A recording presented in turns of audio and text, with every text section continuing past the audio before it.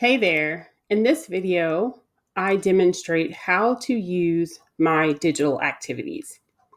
It's important to note that there are three ways students will interact with the slides, either by moving or dragging the pieces to a different location, by typing in a text box or adding a text box of their own, or by using shapes and lines to circle or connect different items on the page. The directions for each one of the tasks will tell students more about how they're supposed to interact with that particular slide. I want to do a quick overview of what students will see as they are working through the activities. In this first task, this is a journal task. And for this task, students will interact with this slide by typing in the box. And as you can see, I already have a text box here for students, so they can type in this box. Now, please note, if students were to delete this box, they can easily get another box by just going here to Insert, Text Box, and adding another text box, or if they have the tools here on this toolbar, they can click text box, the little square with a T inside, to add a text box to the page. If they delete the text box by accident, they could of course also use undo.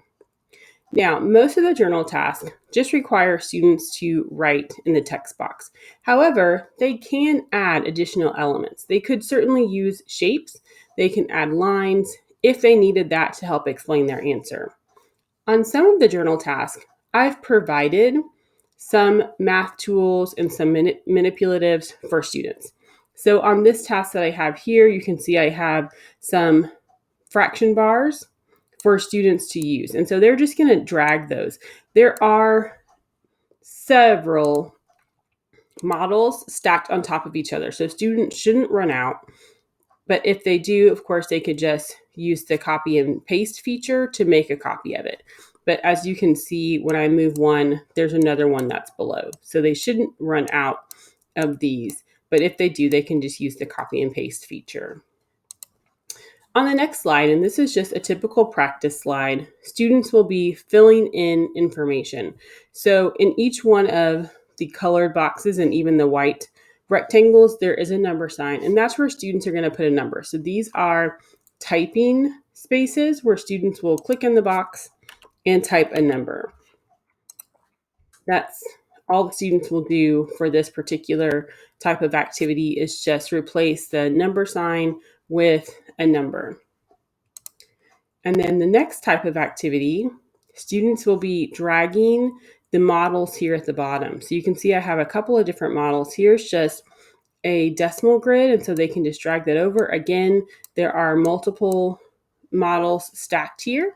Same thing with the coins. And then finally, with this area model, when students drag this one, they will need to fill in the information for the box. And you can see that by the number signs again to denote that it's a text box that they need to type in, as well as these spaces that say type here. And so for the type here spaces, students can just delete the type here and type their numbers in the box. The next type of activity is an activity where students are going to circle something. So they could use their own circles. And again, up here in the toolbar, they can insert a shape, insert a circle of their own. So they can certainly make their own shapes, but I also have provided circles for them. So they can just drag these to where they go. And again, there's multiple circles or ovals stacked so that if they mess up one or they delete it by accident, there's another one for them to grab. The next type of slide is, again, just a slide where students are going to be typing. So here it says type here. Students can delete that and type their answer. Again, they can also add a text box to the space if there wasn't a text box there, or if they deleted the box by accident. So they can just use the feature, the insert text feature, to add their own box, and they can type in that box.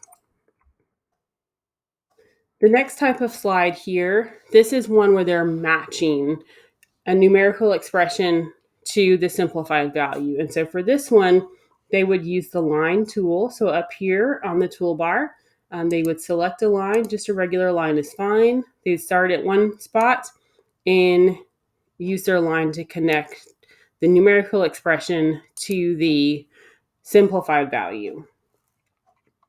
And then the last example that I have here is a tiling task where students will drag the digits to the correct box. And in this case, there is only one of each digit because I don't want students to accidentally repeat them. They can only have one of each digit on the board. So they'll drag these. And again, if they were to delete it by accident, they could easily use the undo feature to get it back. And that's really it. Those are the different ways that students will interact with the activities on my digital activities.